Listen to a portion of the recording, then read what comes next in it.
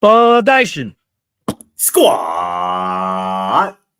Come to you live from a virtual studio. It's DNVR Buffs live Monday morning quarterback, hangover takes, whatever you want to call it. It's good to see you, Scotty. Good to see you too, brother. I like that. Like to see that smile on your face, bro. With your Rockies hat on, your CU hat on, you looking fresh, my boy. That background in you, it look real, man. You out here. It's Monday, bro. How you feeling though? I'm alive. I'm living. I'm here. We're talking football. Things could be a lot worse. How you doing? Well, I had to take me there right away in the chat because he talking about we should be Chicago Bears fans, and I just don't know why he had to go there with me out the gate. The show didn't even be live for 2 minutes. You know what I'm saying? But I said it to you before the show, bro. You know, between the Buffs on Friday night and my Bears performance yesterday, bro, I am just straight up not having fun right now. But you know what? It's still early in the season. You know, only 3 games college football in the books, 2 games in NFL in the books. There's still plenty of season left to play, and it's time for a turnaround in both instances. There is. You got to mention the Broncos too for excruciating football. It's just not been fun the last 3 days or whatever. I was going to leave that to you. No, we can air that one out. Just good Lord. But that's it right there. We're just going to drop it. Yeah. Yeah, look, we've talked enough on the post-game show, obviously, about a lot of shit going wrong and a lot of things that we're not happy about. And there's a lot going wrong right now, a lot of unknowns, right? But there is some things to look on to maybe smile about when it comes to this football team. And also the fact, again, look, 3 games in, you're 0-1 in the Big 12. You just got to face reality at this point. You're a 1-2 football team. You have a lot of things that need answering. But there are some things to look upon. You know, a lot of players have to play better. Coaches have to coach better. There's a lot of things that have to be better. But there are some starting points. Yeah, no doubt about it. I mean, starting points is a good one to have in terms of a unit that's playing well. That's this offensive line. You know, according to our guys over at Pro Football Focus, this Colorado offensive line has the 10th best pass blocking grade in the country. Top 10 pass blocking grade in the country for this Colorado offensive line. Like, that's – if you could ask for one thing before the season for, you know, a position to turn up and to be improved, it would be that offensive line. And so far through 3 weeks, despite 2 losses, is that's something that you, like you said, can kind of hang your hat on. Jordan Seaton is a superstar, dog. Yep. Like, he is franchise. Advertised like the franchise, a future first-round top 10 pick, and he is playing like it. He has obviously gotten better since last season after an impressive true freshman season. He is absolutely dominant, but it's this unit as a whole that's really playing well. And one guy in particular who got some additional run on Friday was Andre Roy Jr. He was a standout to me. He was somebody who really impressed me. He played combined 7 snaps through the first 2 weeks. Yep. He played 50 snaps on Friday against Houston. And I don't know if that was because Larry Johnson III got injured or if that was just we're going to try something new situation or right with the hot hand. But Andre Roy Jr. certainly had the hot hand on Friday. The Maryland transfer had an elite 82.3 pass blocking grade according to Pro Football Focus, which is now second on the team, only behind the franchise, Jordan Seaton. Andre Roy Jr. might have locked up that right tackle spot. Again, 50 snaps. I think 42 of them were true pass blocking snaps. So he was in there pass blocking pretty much the whole game and only allowed 1 pressure, 1 quarterback hurry the entire game. So he was locked down on that right side.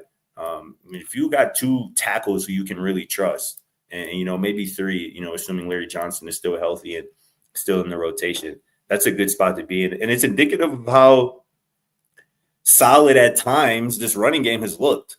Right. I mean, I think everybody wants to see this team run the football more. And that's another point of, you know, contention and irritation from the fan base in terms of why aren't we running the football when you got Simeon Price averaging over 7 yards a carry, DeKalen Taylor averaging over 5 yards a carry, and Michael Welch, you know, having a solid start to his sophomore season. But this offensive line has been playing well. This offensive line has played well enough to win football games through 3 weeks. It's just about the other ancillary things, right? We got to get this consistency at quarterback. This team has to find an offensive identity. And then defensively, right, they just got to be able to stop the run. But, again, something to hang your hat on, an improved offensive line. Assuming that unit continues to grow and stay together this year, that could be a big reason why this team turns things around. Yeah, I mean, just watching them back the game, there was just so much time for Ryan Staub back there. He was able to sit back and make some decisions. Obviously where Ryan Staub is right now in terms of, being a quarterback going out and playing Power Four, Big 12 competition week to week. He's not quite there yet. I mean, there's a lot of things to like about what Ryan Staub did in that game. But yeah, the protection was great. And, I think with better quarterback play, you could really take this into your hands and use it as, really a strength of this team. Lean on them, this offensive line, literally. Looking at the PFF grades here, all five of those guys that you meant, or all five starting offensive line, even Larry Johnson graded out well in terms of pass blocking. Yeah. Guys who just did it and grade out well are your tight ends and backs, basically. Even Simeon Price graded out really well in pass blocking. So there's time back there. Even the first sack, I can't remember which 3 and out it was in the first quarter. It was the second or the third one. But they had the delay of game, and then Staub took the sack, and he kind of ran himself into that sack. Honestly, I mean, there was a pocket there for him. I don't know. This is another thing. I mean, watching that game on TV was terrible. I don't know how you guys do that all the time, because that is super zoomed in, just like you couldn't see anything past the line of scrimmage half the time with the camera work going on. But there were pockets there, and in the run game, obviously Simeon played very well. Micah, I don't know why he starts the game, gets a touch right off the bat, and then it's just 4 more for the rest of the game. But there's a lot to build on with that running game, and we'll talk about the quarterback situation here in a bit. But that's where it starts and ends with this offense when it comes to finding an identity and also just figuring out what you can do, what works, finding a calling card, just something reliable. It has to start and end with the offensive line as of right now. I agree, man. I mean, that's, like I said, that's something you can hang your hat on, and that's a unit that can be the heart and soul of a team, right? When this team, we've been talking about it a lot since before week 1. This team has to find an identity, and potentially that's what your identity is, right? You're 5 guys up front. You're trying to maul people, and I think that's just that was obviously my thought going into week 1, right? Assuming Caden Salter was going to be the starter going into week 1, he was named the starter. And that was my idea for this offense's identity, right? Be a run-first team. Be a run-heavy team. Use play action off of it. Take deep shots off of it. And we've yet to really see that for the full game. And again, to me, that falls on the offensive play caller, the offensive designer. And he just has to be better. The entire coaching staff has to be better. The players have to play better. But when you got a superstar left tackle, when you got some guards in there who have played a lot of football and who have graded out pretty solid, and running backs who are running damn football with physicality, big plays, right? Back-to-back games for Simeon Price with like a yardage of at least 25 plus yards. Like, find what's working. There are some things working with this offense. You have to lean into that. Yeah, that's what you have to do.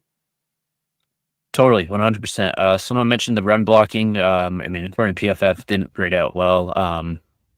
I don't know. I mean, they're rotating the back so much. It looks a lot different, when each guy's in there, obviously. I mean, Micah really got the short end in terms of some blown blocks. Some guys just stopping him before he even had a chance to really get going. And then Simeon, he had the benefit of, whatever changes they made with Andre Roy, whatever schematic changes, plays that they made, called for him instead of Micah. So he played really well. And I mean, he's starting to look like your best back, your best all-around back. He was the highest graded pass blocking back as well, at an 80.5 grade according to PFF. That's something we talked about when it came to Mike Leach, right? When his time at Mississippi State. I mean, if you're going to play running back for him, you have to be able to pass block. He's showing that. Maybe that's another calling card that you can build off of. I mean, that's the other thing with this offense, with the identity.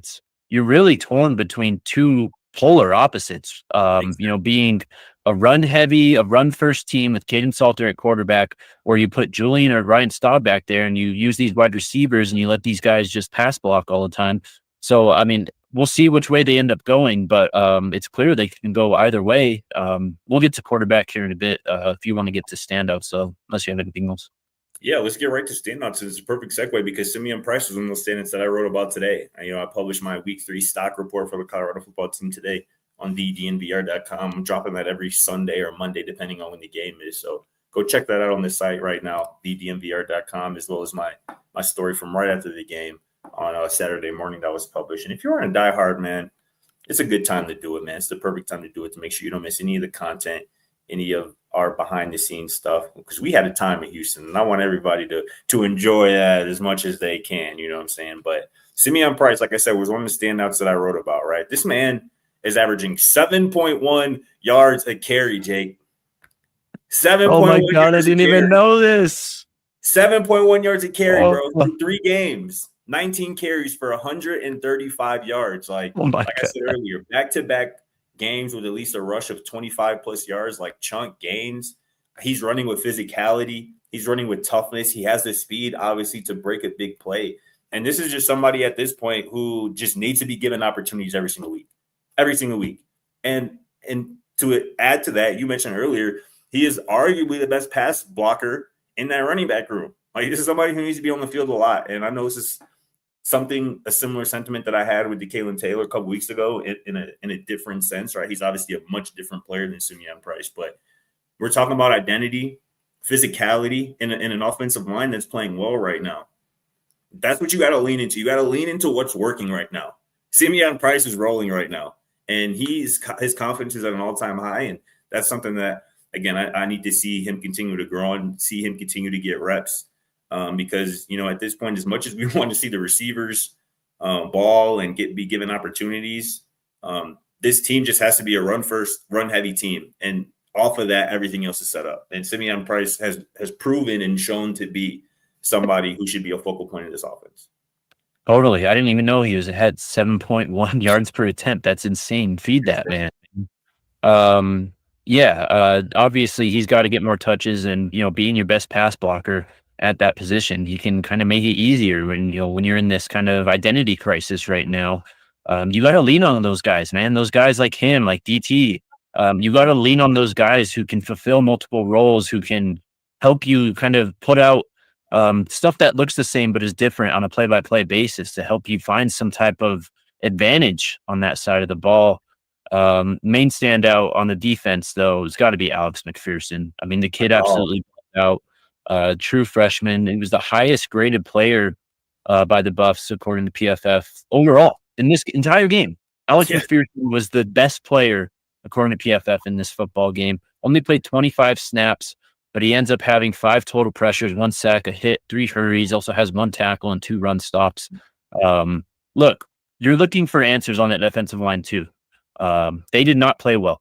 No one played well in that defensive line last week. And we talked about it. That was the name of the show, I think, going in on Wednesday or Thursday. The group that has to step up. Yep. They didn't. You don't have any guys going in one-on-ones right now except for Alex McPherson. He needs more snaps. And if this is, the continuing trend from some of these edges and some of these defensive linemen, he's going to be in contention to start sooner rather than later. So here's the thing, right? I completely agree with everything you said. You know how I feel about Alexander McPherson. I was trying to tell people this spring about Alexander McPherson and London Merritt that they would be impact players as true freshmen, and they've proven to be that. Here's the thing, right? Alexander McPherson and London Merritt, for that, are tied for the team lead in total pressures this season with 6. Alexander McPherson has played 22 snaps. London Merritt has played 17 snaps. The other 2 guys tied for the team lead in total pressures, Keaton Wade and Arnold Walker, had played 54 snaps and 56 snaps. They're matching that pressure production in a third of the snaps played. Like, then they're every other snap, a third of the snaps that McPherson and Merritt are playing, they're applying pressure to the quarterback. And I think we saw Alexander McPherson break out on Friday, right? He had the block punt in week 2 against Delaware. He was all over the field on Friday, and he was in the game early, right? He didn't play a ton of the snaps, obviously, but I believe the first third down of the game, he was in there and making an impact and applying pressure to Connor Wickman. So I'm not at a point where we're talking about play all the young guys, but we're getting close to that point. At least we're at the point where play the young guys who have shown you they deserve to be on the field. Alexander McPherson is one of those guys. London Merritt is certainly another one of those guys, especially through 2 weeks, right? This team has how many sacks? 3? 4? Give me 2 seconds. They have 4. We have 4 sacks through 3 games. You need to be applying the pressure. And obviously some of that is hurt by the fact that, especially against Georgia Tech and Houston, they were just able to run the football. So that's going to stymie your pass rush a little bit. But Alexander McPherson is a talented dude. And when he's been given opportunities, he's made the most of them. So he needs more of them. Absolutely. Someone asked about Quincy Wiggins. I don't even think he got on the field against Houston. I don't see him charting a snap here. Other standouts, Tawfiq Bayard. Look, I don't know why he's not out there to start football games. I don't know why he's not getting like the full Cameron Craig role where he's got to be out there almost all the time because he's looking like the heartbeat of your defense. The way he flies down, didn't start the game and just led the team in tackles before halftime, I think it was. Ends up with 14 tackles, whatever it was, total in the game. Him and Ben Finiseth are your best duo at safety, it seems. And again, this is something we talked about kind of a little bit last week and a little bit against going into Delaware. Like, there's obviously still trying to figure out who needs to be on the field and what roles are going to be owned by which guys at this point in the season. And again, we're 3 games in. Like, it makes sense. Usually it's, you're just in your non-conference site right now. In an ideal world, this Houston game is happening instead of this Wyoming game. And you have more answers going into Houston, but that's not the case. So just take what you learned from that game. Tawfiq Bayard's got to play a lot more. He's got to be on the field almost as much as possible. He's one of the best players on the team, bro. He's one of the best players on the team. And he's clearly their best option at safety. I don't know why he's not starting, right? I mean, I think Ben has done a fine job. And I don't know if he deserved to get sent to the bench, but Carter, Carter was injured a little bit. He obviously didn't play his best. He hasn't played his best this season. But Bayard has been consistent when he's been on the field, a consistent playmaker. And you mentioned the 14 tackles, 8 of them solo, had a pass breakup as well. A lot of people are like, well, if your safety's making all those tackles, then, it's not a good thing. Well, Cameron Craig like this defensive tackles last year, and that was a good defense. And a lot of Tawfiq's tackles on Friday were at or near or even behind the line of scrimmage. Like, Tawfiq Bayard is a ball player. Let's not forget his big brother is one of the best safeties, a 2-time All-Pro in the NFL, right? And again, that doesn't always mean everything, but there's certainly the pedigree there. And when you watch him on tape, he stands out. Cameron Craig even gave him a shout out during the game. I don't know if you saw him tweet about it. He was like, "Oh, that's 7 flying around, boy." He sure was. He was everywhere. I'll throw you one more defensive standout. Yeah, that I think he's flying under the radar a little bit. It's another Tawfiq. It's Tawfiq Thomas. He played his most snaps of the season in week 3.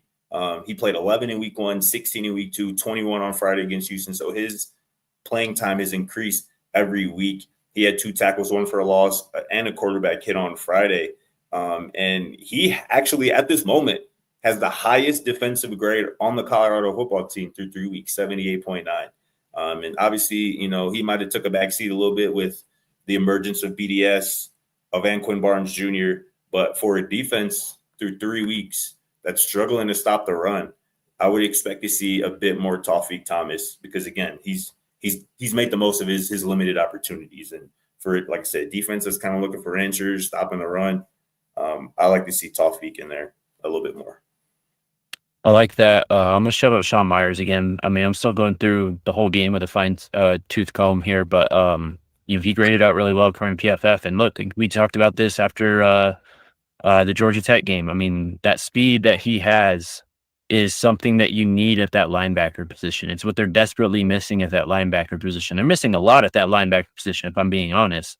But you just got to go with someone who can help you, especially against these teams who are going to run the quarterback, man. You just need to put more speed on the field to try and get a handle on that. I mean, Wegman just completely went off. He had a career-long rush in that game and a career high in rushing yards in that game, and he now set a career season high in rushing yards after that game. I mean, that thing just, it's blowing my mind, that issue. I don't even know where you go with that issue in terms of defending the quarterback run. I really don't. Me either. And I mean, I think it has to be a schematic thing, right? I mean, that has to be something that I don't really know either, right? Because I like to think that Robert Livingston knows that that's an issue that has plagued his team since he's got to Colorado and even before he even arrived back in 2023. I know that he knows that it's been a problem, but we haven't seen any reason to believe that it's gotten fixed. Whether it was Haynes King in week 1 or even Minicucci a little bit in week 2, and obviously Wigman, who had a career day rushing the football. That's the number one priority for every offense. I guarantee you Wyoming's going to look – I don't know about their quarterback situation in terms of his dual threat ability, but I know they're going to be calling some quarterback runs. I knew BYU and their true freshman quarterback who is – that's his specialty is running the football. I know that's going to be their number one plan offensively. And until Colorado proves they can stop it, it's going to be an issue that plagues this defense and plagues this team. Totally with you, man. Quarterback. What do you do? What do you do with quarterback? I don't know, bro. I don't think Staub's going to start this weekend. I don't think Staub's going to play this weekend. So I guess if I think that, I think Caden Salter's going to start this week. Me too. I would not be surprised if we saw Juju at all this week. And I don't know if that's going to be similar to how we saw him against Delaware, where it's like after 2 drives, or if it's a situation where if the game gets out of hand in favor of Colorado, we see Juju. But I think you go back to Caden, right? That seems like the answer right now, especially when we're talking about building this team's offensive identity out with a run first, with a run heavy mentality. He's the quarterback that best fits that mold and fits that offensive plan and identity. So I just hope that he isn't too spurned by what happened, because, you know, if I was in his shoes, I would have been a little pissed off, right, by how things unfolded. Absolutely. And maybe a little pissed off is maybe playing it a little short. I might have been really pissed off about how things were handled. But assuming that, you know, his mental is where it should be after not playing at all last week, which is a really weird situation. I think Salter's your guy, and you play him until you can't play him anymore. You know what I'm saying? Until he gives you a reason to say, all right, we tried this to its extent and it's not working. But I don't think it's going to come to that. I think Caden's going to, like I said, start this week. I think he's going to play well, and I think he's going to be this team's starter for the foreseeable future unless something crazy happens. Yeah, totally. I think it's pretty clear cut now. You have to go back to Caden Salter with this offensive line, with Simeon Price, with DeKalen Taylor. Like, it's clear that you have an advantage when it comes to running the football in the backfield, and you just got to lean into that. He's got to run. He's got to use his legs, improvising on scrambles, but also we got to get more design runs for him. We got to get some speed option. Got to get some quarterback power. I mean, you just got to lean into it completely. And like you said, until it doesn't work. And who knows when that happens, if it's sooner rather than later. And then when that does happen, we'll have obviously, I think Juju's the next man up. I think you're not at this point yet, but you're reaching a point where if it keeps going on this way, you're just the way it looked on Friday was very concerning. Like, you can't let that bleed over. And if that continues to bleed over, it becomes a point where it's like, yeah, you just got to put Juju in. It's development time, get him some reps. And, we'll try the best we can to win these games that are on the schedule and hope we make a bowl game. And then we're on to 26, but you're not there yet. You have an opportunity here against Wyoming, your last opportunity really to kind of find yourself as an offense, as a football team with a leader behind center. You got to ride with him this week. I don't think you have another choice. I mean, maybe we see a little bit of Juju. I don't think you have a choice but to play Caden Salter the whole game this weekend. Yeah, I mean, and as we're talking about the quarterbacks, like, somebody kind of mentioned in a different way in the chat, like, it's not going to matter who's taking snaps at quarterback for this team unless an offensive identity is inflicted upon this team from the offensive play caller and the offensive coordinator. Until there is somebody calling plays with a real plan, who's like scheming up plays, getting creative, like, it doesn't matter if I'm at quarterback or if you're at quarterback, Jake. The offense is going to struggle. The offense is going to have 3 and outs. And we were talking about this after the game on Friday, and I wish I had said it during the post-game show, but we are now 4 straight games of offensive ugliness. And those 4 games date back to the Alamo Bowl. And those are multiple quarterbacks we've seen in that span in this system. This Shador Sanders. And as many games. Shador Sanders we've seen Caden Salter, we've seen Julian Lewis, we've seen Ryan Staub, and in all different ways, there has been ugly offensive football played in the last 4 games for this football program. And there is only one common denominator amongst those 4 games. And again, until that piece of it improves, it's really not going to matter who's at quarterback. But I do think Caden at this point, like I said, fits what should be the identity of this team best. And that's what they got to go with. Totally.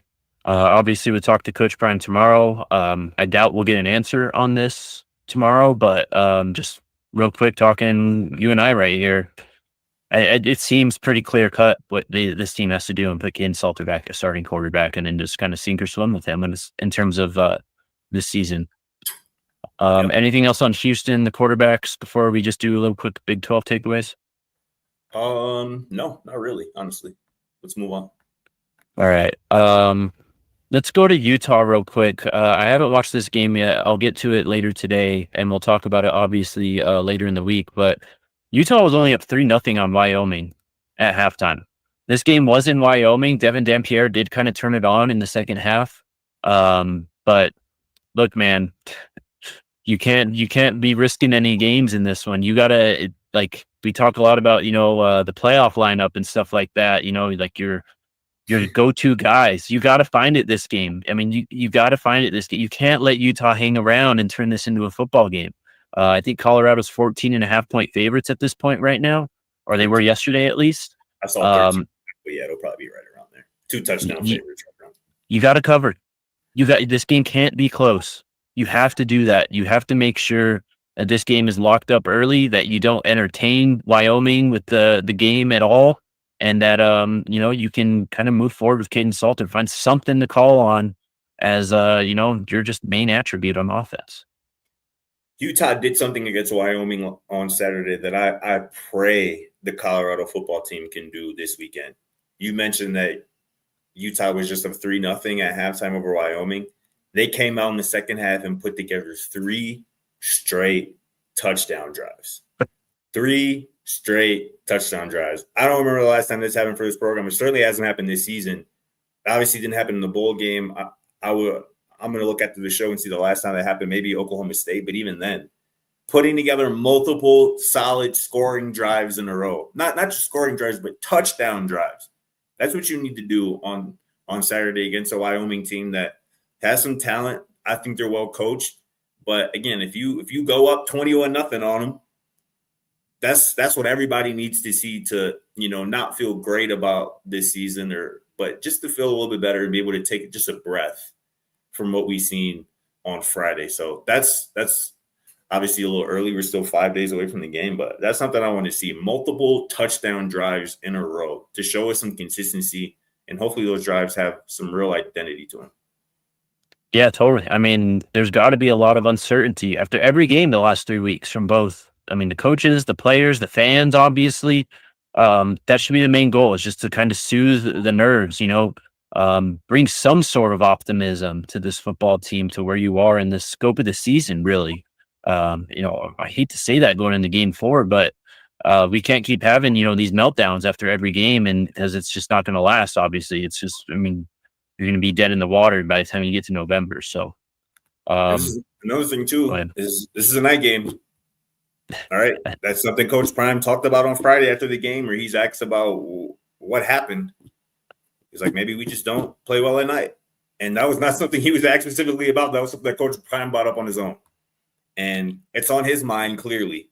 This team's issues playing at night, and he mentioned maybe it's because they're a practice in the morning team. Well, then you got to be a practice at night team. If that's you what have it takes, to. you got to do. You got to do something, because the next 2 games are at 8:15 Mountain Time, and using it being a late night as an excuse, or we don't usually are playing football at this time, is not an excuse.